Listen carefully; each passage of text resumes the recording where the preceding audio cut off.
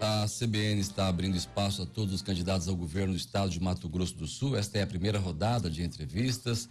Na segunda-feira nós recebemos aqui nos estúdios da emissora Marcelo Bluma, do PV. Na terça-feira, Humberto Amaduti, do PT. Na quarta-feira conversamos com Júnior Mock, do MDB. E hoje é a vez de João Alfredo, do PSOL, que está aqui conosco, atendendo o convite, vindo falar com a CBN. A gente lembra que a CBN está abrindo espaço igual a todos os candidatos para que possam aqui trazer suas propostas, suas ideias e seus projetos nesse período de campanha que começa hoje. João Alfredo, muito obrigado por atender o convite e estar aqui conosco. Bom dia. Bom dia, Otávio. Bom dia, Lucas. Bom dia, Valdir. Bom dia, Isabelle. Bom dia, ouvintes da CBN aqui no estado do Mato Grosso do Sul. É um prazer estar aqui e, sobretudo, na CBN, onde eu dei minha primeira entrevista como pré-candidato, né? E, logicamente, agradecer vocês justamente por esse lado democrático que a CBN tem mostrado em todos os candidatos, sejam eles candidatos de significativos, sejam eles candidatos de pequenos partidos sem coligação, como é o nosso caso. Porque nós percebemos, Otávio, que a mídia, de uma certa forma, não digo toda a mídia, mas a grande mídia do nosso estado, ela parece que só tem 3 candidatos, candidato A, B e C. Tanto eu, como o Bluma, como o Amaduti do PT, são candidatos que a mídia tem nos escanteado, né? E a CBN, diferente de parte desta mídia local, ela tem feito um trabalho democrático, um trabalho justo, e nós só temos a agradecer. Obrigado pelas referências positivas. A gente começa essa entrevista perguntando a você: por que você quer ser candidato ao governo de Mato Grosso do Sul? Otávio, por uma razão fácil de se entender. Dos 20 anos para cá, as eleições majoritárias tornaram-se um verdadeiro balcão de negócios. Nós chegamos ao fundo do poço. A classe política moralmente degringolou, a ponto do eleitor estar cada dia mais arredio quando se fala em política, quando se fala em eleições.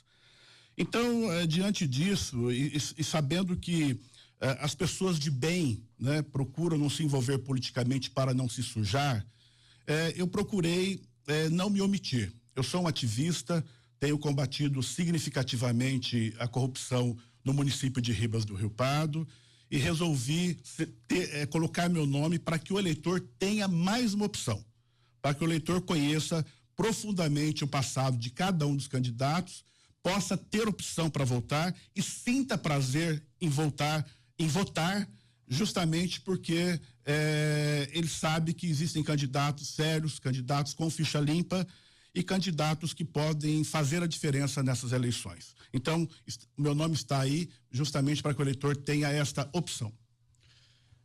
Como o PSOL, o seu projeto, o projeto do candidato, vê a questão da saúde aqui em Mato Grosso do Sul, e quais projetos serão apresentados aí para os eleitores nessa área aqui para Mato Grosso do Sul?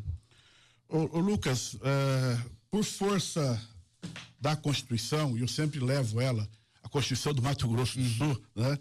O Estado, ele é obrigado a investir 12% de sua receita na saúde pública. E apesar de ser um número significativo, considerando que o Estado tem um orçamento para 2019 da ordem de um pouco mais de 15 bilhões de reais, esse dinheiro não chega onde deve chegar. Então, um dos projetos, primeiro, seria a implantação com recursos desses 12% de centros cirúrgicos em cidades onde em pequenas cidades do interior do estado, que na verdade que são cidades de 10 a 50 mil habitantes, onde carecem de centros cirúrgicos. E a grande maioria dos municípios desse estado. A grande maioria do município. E onde eles fazem o uso, até essa expressão foi utilizada aqui ontem pelo candidato do MDB, da ambulancioterapia, né? E nós queremos implantar, ao custo de aproximadamente R$1 milhão por cidade, um centro cirúrgico de primeira linha, para que isso não possa ocorrer, ou seja, para que o próprio município tenha um centro cirúrgico à altura. Outra situação também, a título de exemplo, e isso ocorre muito... Isso custa R$1 milhão, mais o que deve ser gasto para manter, né? O Estado, logicamente, em contrapartida com o município. O Estado dá todo o equipamento do centro cirúrgico, o município, em contrapartida, dá a infraestrutura física, o Estado capacita os servidores da saúde, enfermeiros do município, médicos do município, para que possa fazer uso efetivo desse centro cirúrgico. Grande parte dos municípios desse estado, por incrível que pareça, eu conheço 2 e posso citar porque conheço, Ladário e Bandeirantes, não tem maternidade. Justamente. Nunca tiveram maternidade. É um negócio impressionante. Estamos falando de investimentos de orçamento de 15 bilhões. Justamente. E os meninos e meninas de Bandeirantes nascem em Campo Grande, os meninos e meninas de Ladário nascem em Corumbá. Não, não tem ultrassonografia em muitos municípios, não tem aparelho de raio-x. Vou te dar um exemplo, eu moro em Ribas do Rio Pardo. A quantidade de pessoas, de hemofílicos, que vêm a Campo Grande fazer o tratamento, né? É impressionante. E o custo de um aparelho de hemodiálise hoje é da ordem de $20 mil, R$80 mil. Olha o conforto que o Estado não iria proporcionar a esses pacientes lá ou em outros municípios do Estado em evitar esta locomoção, né? Então, recursos tem. O paciente sofre 2 vezes. Sofre 2 vezes. E depois o seguinte, imagina, no caso de Ribas do Rio Pardo, nós temos aí 15, 20 pacientes que 3 vezes por semana vêm fazer hemodiálise em Campo Grande. Por falta do quê? Por falta de um aparelho de hemodiálise que tem um custo insignificante, que poderia ser implantado nos municípios, seria capacitado os servidores, o município como contrapartida, além disso, uma estrutura de tratamento de água, porque é necessário. Parece que muito além do custo, candidato, é o direito, né, que não está sendo respeitado. Sem dúvida, né? Sem dúvida. É o conforto que você dá ao paciente, né? Acima de tudo. E o custo é insignificante diante do volume de recursos que tem a saúde pública. Como, aproveitando só para finalizar o assunto de saúde, a questão do Hospital do Trauma, que está pronto, mas não está funcionando, e também tem um outro hospital que é de em Três Lagoas, né, que é o Hospital Regional, isso, que também tem uma participação aí do governo estadual que precisa começar a funcionar. O senhor vai prometer hospitais na sua campanha? Na última campanha, alguns candidatos prometeram. Eu conheço. A gente gostaria de saber se o senhor tem um plano específico para a construção de hospitais nos municípios. Eu conheço o plano de governo de todos os candidatos que participaram da eleição de 2014. Eu tive a curiosidade de ler um a um e verificar quais foram as promessas e que não foram implantadas, né? Então, é muito fácil dizer, vou fazer. Vou fazer como? Lógico, de uma forma gradativa. Falta, essencialmente, Lucas, vontade política. Porque recurso tem. E recurso não só do Estado, recurso do Ministério da Saúde, onde você pode buscar esses recursos para poder implantar.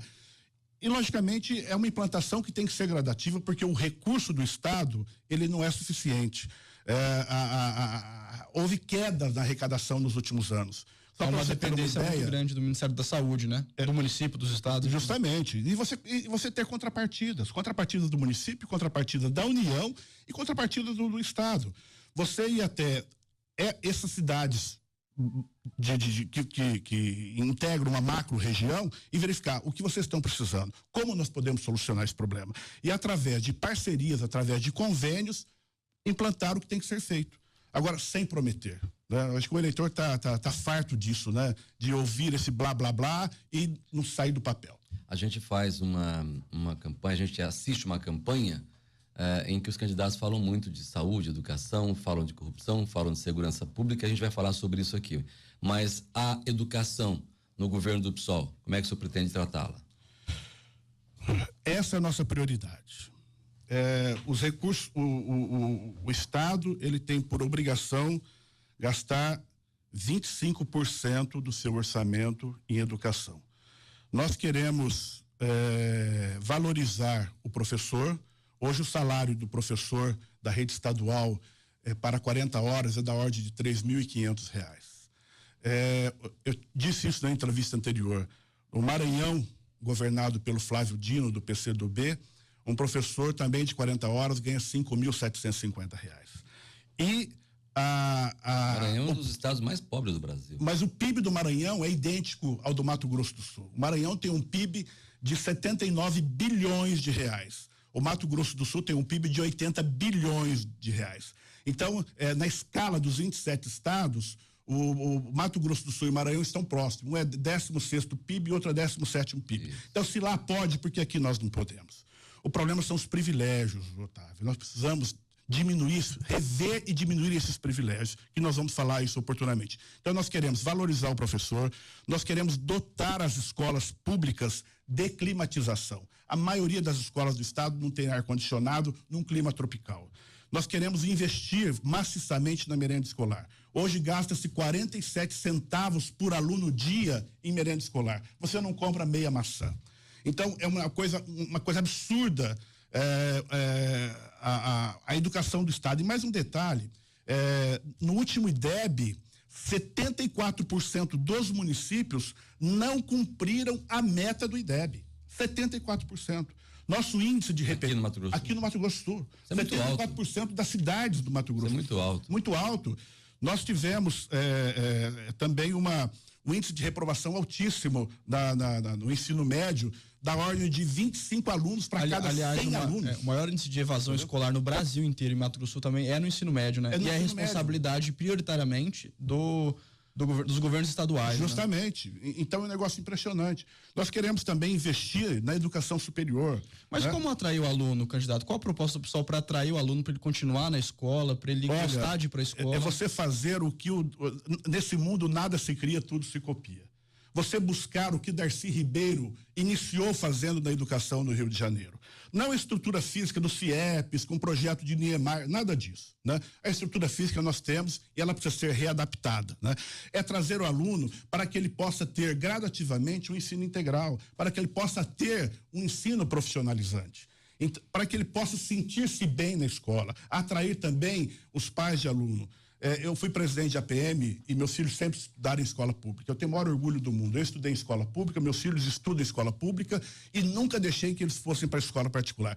Nós temos que fazer com que a sociedade, de uma forma geral, perceba que é preciso que a escola pública melhore em todos os sentidos. A julgar pela sua declaração entregue ao TRE, não é falta de condições. O senhor não deu escola particular, o senhor optou por dar escola pública. Justamente. Meus 3 filhos, todos eles estudaram em escola pública e meus 3 filhos estão muito bem, porque nós temos professores capacitados, nós temos diretores capacitados, nós temos uma escola pública pronta para ser melhorada. Basta o quê? Basta investimento, basta vontade política, o que nunca teve.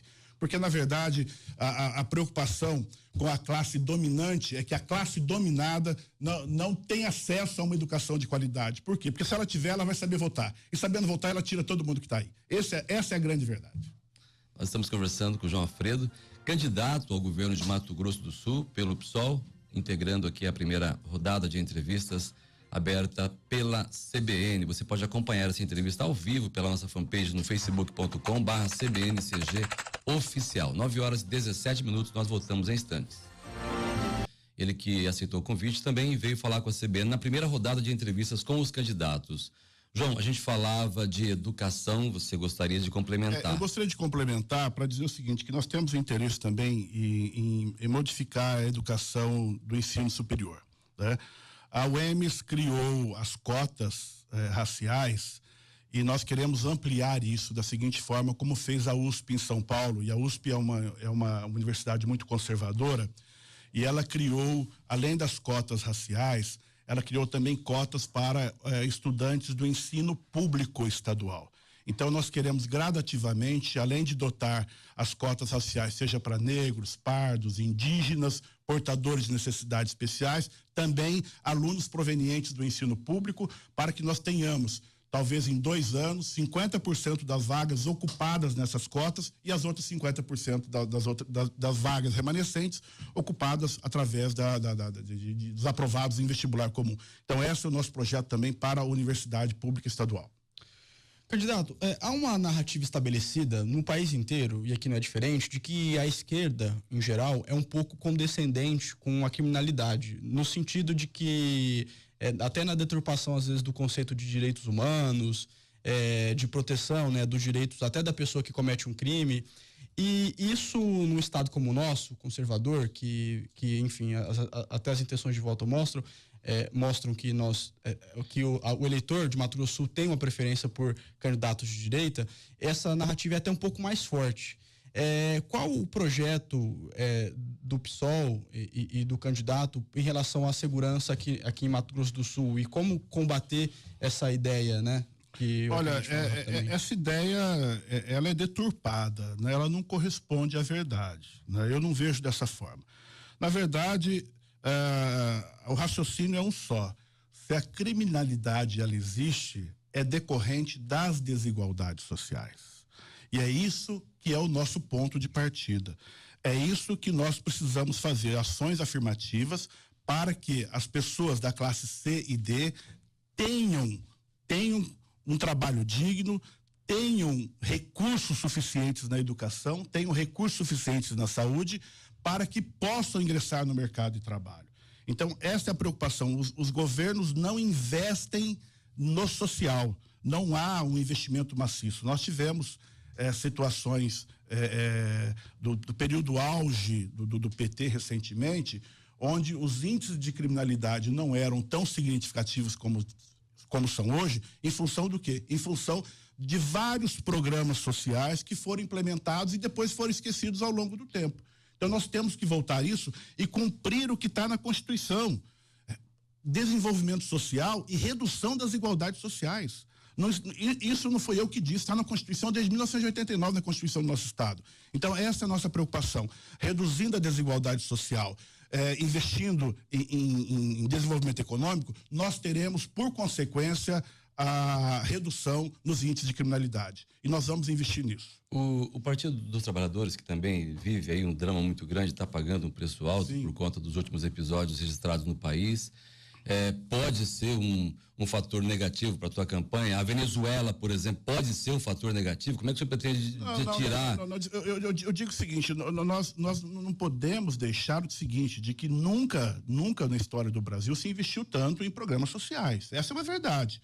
Né? Eu, por exemplo, não tenho absolutamente nenhuma relação com o Partido dos Trabalhadores. Pelo contrário, entendeu? Eu sou muito cético com relação ao Partido dos Trabalhadores. Porque se fosse um partido de esquerda, propriamente dito, né, ele não teria um MDB ao seu lado. Né? Ele não teria deixado as empreiteiras faturar tanto e roubarem tanto como roubaram. Ele não teria deixado os bancos terem lucros recordes como nunca se viu na história do mundo. Né? Hoje, o lucro dos grandes bancos do último semestre foi da ordem de 16 bilhões de reais, num dos juros mais altos do mundo, juros reais mais altos do mundo. Então, são situações que nós discordamos frontalmente. Né? O PT se perdeu, essa é a grande verdade. E nós temos uma seriedade como partido de esquerda e não vamos cometer os mesmos erros que você cometeu lá atrás. Mas aproveitando esse gancho, o candidato acha que é possível governar dependendo da aliança, sem fazer aliança, como tocar um estado, né? Fazer uma gestão, citado até pelo candidato, o governador do PCdoB do Maranhão, Flávio Dino, fez alianças com partidos que não são propriamente de esquerda para conseguir governar. Isso se repetiria aqui em Mato Grosso do Sul? Olha, de forma alguma. A governabilidade, ela surge em decorrência da seriedade da gestão, tá? Então, veja, nós não podemos fazer do governo um balcão de negócios. A Constituição diz, todos os poderes são harmônicos e independentes entre si. Qual é o papel da Assembleia Legislativa? É o papel de fiscalizar. Não é o papel de indicar cargos e loteamento de governo. No Brasil, o senhor teria algum exemplo prático onde isso funciona? Olha, eu digo para você, é difícil. É difícil. É difícil, né? É difícil. Nós não queremos negociar cargos. Pelo contrário, nós queremos diminuir os cargos comissionados no Estado para que possa sobrar mais dinheiro e esse dinheiro ser aplicado justamente nos projetos de inclusão social. Então, é uma situação nova, nós não estamos preocupados com a governabilidade, porque os papagaios de pirata, eles chegam na medida que a sua gestão, ela passa a ter uma aprovação perante a população, perante a classe C e D. É o que nós estamos propondo. Bem, são 9h27 agora em Campo Grande. Nós estamos conversando com João Alfredo, candidato do PSOL ao governo do estado. Sua vice-candidata... E o PSOL também. Por que não há uma união na opinião do candidato? Tentou-se, Lucas, tentou-se e o resultado não foi frutífero. Né? Nós buscamos... A esquerda não está falando a mesma língua hoje no Brasil? Olha, eu não sei quais os motivos que fez com que o PV, fez com que a rede tivesse um candidato próprio, né? Eles estavam nas nossas mesas de negociações e, de repente, por motivos escusos, sei lá quais são, né? Resolveram lançar a candidatura própria e nós respeitamos, né? Agora, logicamente, se alguns deputados de esquerda forem eleitos, o que nós pretendemos que seja uma grande maioria, nós vamos chamá-lo, né, para que possa integrar o governo e possa estar junto com a gente na gestão do governo do estado, sem dúvida alguma. Quantos candidatos? Agora, uma coisa eu te digo, partidos de direita, jamais. DEM, PSDB, MDB, isso jamais. Esses nós fazemos questão que sejam oposição ao nosso governo. PDT teria condições? É possível, porque talvez ele esteja dentro, ideologicamente, daquilo que nós esperamos de um partido. Quer dizer, que no eventual segundo turno o senhor aceitaria apoio do PDT e no eventual segundo turno o senhor poderia apoiar o PDT? Não sei. E isso nós temos que analisar. Eu não posso Mas não é próprio sem antes conversar com o nosso partido. Né? Eu não posso tomar decisões sem consultar o nosso partido, de forma alguma. Só uma não seria próprio da democracia, enfim, do modo como nossa república é organizada, a convivência, a convergência, às vezes, de ideias entre até os diferentes? Não é um pouco complicado dizer Lucas, já vai se diante de uma oposição? Veja, nós temos um perfil muito conciliador. A harmonia deve existir, né? Mas deve existir também a independência dos poderes, né? Eles lá, nós cá. Entendeu?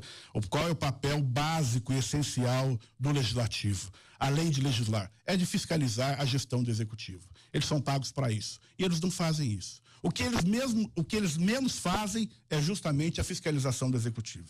Então, nós não iremos tratá-los com harmonia, iremos tratá-los de forma civilizada, mas nós queremos não tê-los dentro do nosso governo.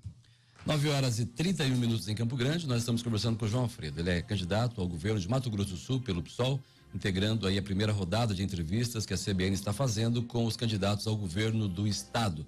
Nós vamos para o repórter CBN e logo a 9h36 a apresentação é minha e do Lucas Mamed comigo aqui na bancada. Lucas, nós estamos entrevistando o João Alfredo, candidato ao governo do estado pelo PSOL.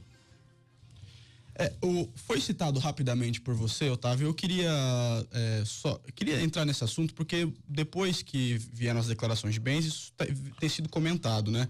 Nós temos aí o governador como um dos mais ricos do país, são mais de 38 milhões de reais declarados em bens, e aqui no estado, em segundo lugar, vem o senhor, o candidato pelo PSOL, com 6.654.000 reais declarados na Justiça Eleitoral aqui de Mato Grosso do Sul.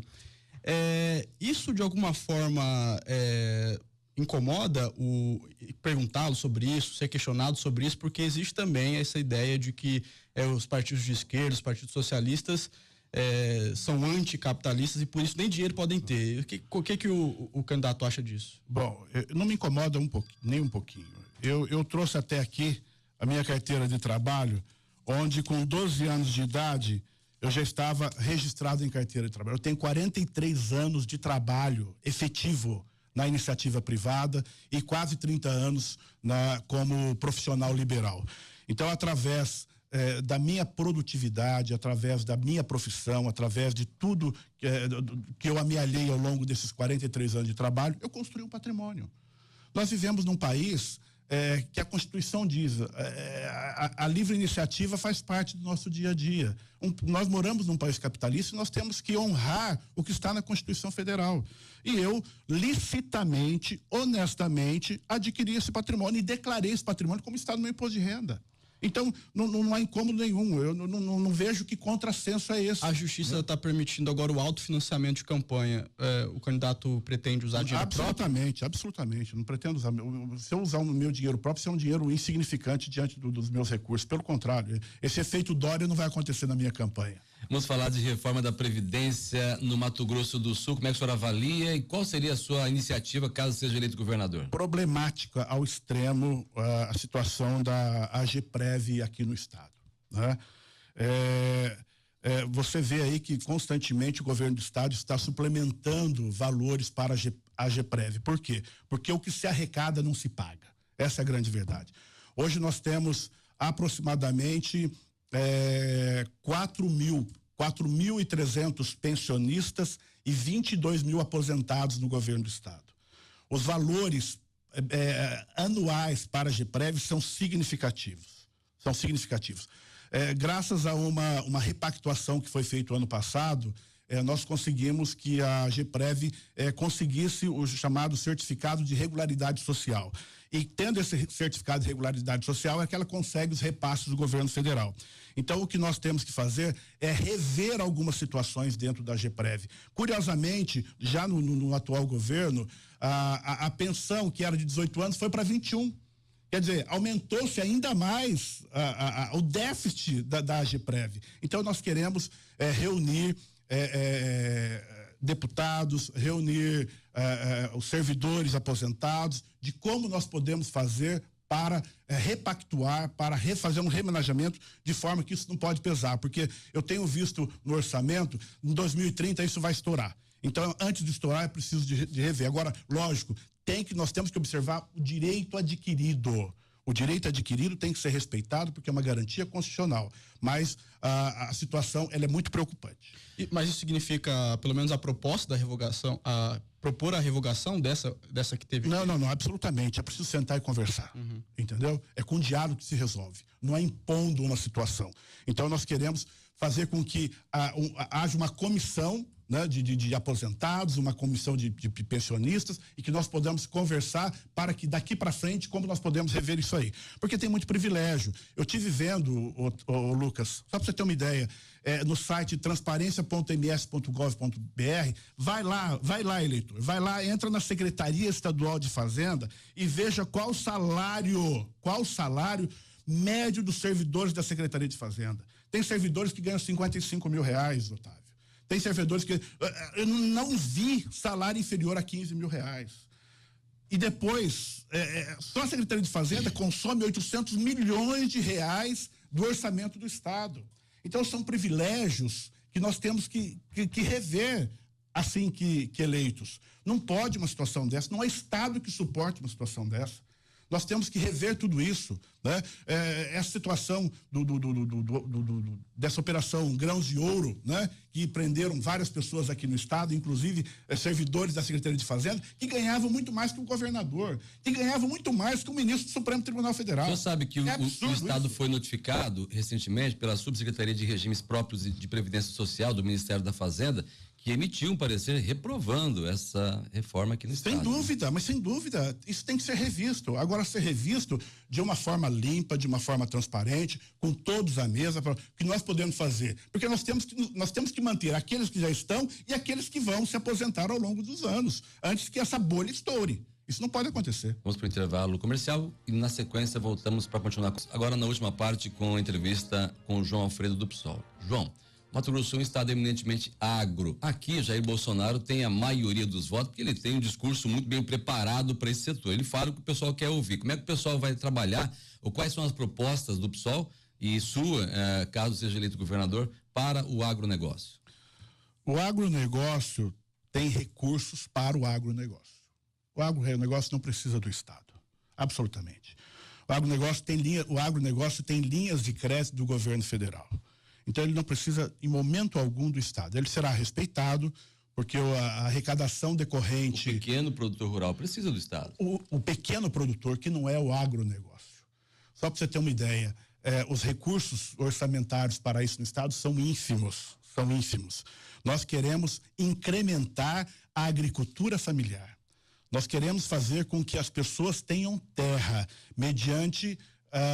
uma reforma agrária, mas uma reforma agrária diferenciada, que o assentado adquira sua própria terra através de recursos da Agraer. Só para você ter uma ideia, no orçamento desse estado, esses recursos são da ordem tão somente de 2.750.000 reais. Você fala do Banco da Terra? não dá Agraer para aquisição de terras. Nós queremos fomentar a agricultura familiar, investir maciçamente através de recursos do Estado, numa repactuação orçamentária, para que nós tenhamos mais recursos e que nós possamos adquirir terras e investir justamente em quem produz, porque 70% daquilo que nós comemos, daquilo que chega aos mercados, vem da agricultura familiar, vem do pequeno agricultor. Esse é um número, inclusive, contestado. Bastante contestado, mas são estudos, enfim, a gente debateu isso aqui essa semana, mas então o Estado, o seu governo visa apoiar maciçamente a agricultura familiar. Essa é a linha. Essa é a linha, tanto é que a nossa vice, ela vem da agricultura familiar, né? Talvez vocês não sabem, mas em Terenos nós temos praticamente 29 assentamentos e crédito fundiário, ou seja, é um município exemplo onde se produz muito e esses alimentos vêm para Campo Grande. Para a gente encerrar, a gente deixa um espaço agora na CBN, na parte final, já. Nós dedicamos aí um tempo específico para cada candidato, em torno de 45 minutos, são 9h48 agora, a gente gostaria que o senhor fizesse as suas considerações finais. Eu quero agradecer o eleitor por ter nos ouvido e dizer que nós somos uma opção a mais e que a partir de hoje começa efetivamente a campanha eleitoral, que hoje eu posso pedir o voto do eleitor, né? O que não era possível até ontem, né? Nós, no nosso plano de governo, que está disponível no site do TSE, nós estamos renunciando ao foro privilegiado. E todos os secretários, se eleitos nós formos, também deverão renunciar ao foro privilegiado. Ou seja, é um exemplo a ser dado para que nós possamos encarar de frente a corrupção. Nós queremos exterminar, não vou dizer exterminar, mas reduzir drasticamente a corrupção do nosso Estado. Porque hoje, se os recursos não chegam na educação, se os recursos não chegam na saúde, boa parte é em decorrência da corrupção. Sai 1.000, chega 200. Então 800 se perde no caminho. E nós precisamos rever tudo isso.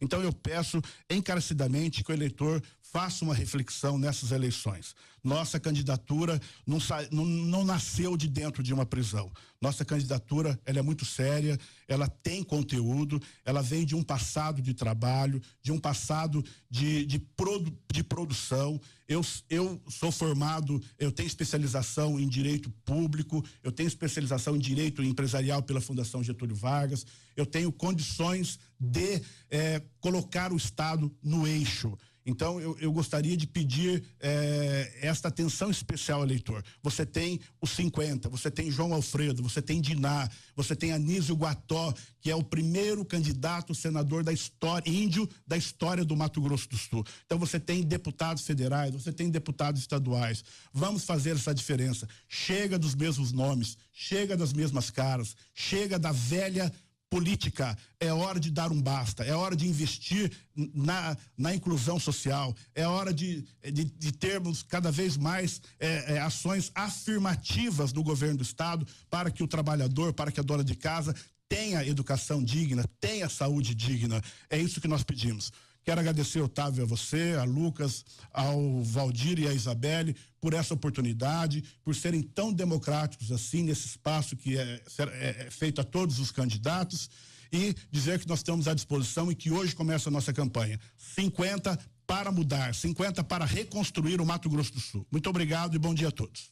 9h51 agora em Campo Grande. Conversamos hoje com João Alfredo, candidato ao governo de Mato Grosso do Sul pelo PSOL. A gente lembra e relembra que a CBN está abrindo espaço nessa primeira rodada de entrevistas com os candidatos ao governo. Essa semana já passaram por aqui Marcelo Bluma, do PV, Humberto Amaduti, do PT, Júnior Mock, do MDB, e hoje João Alfredo. Todas essas entrevistas estão disponíveis no nosso site, o cbncampogrande.com.br. Você pode entrar, você pode assistir novamente. Se você não assistiu, não ouviu, está lá à sua disposição. A gente volta em instantes, 9h51.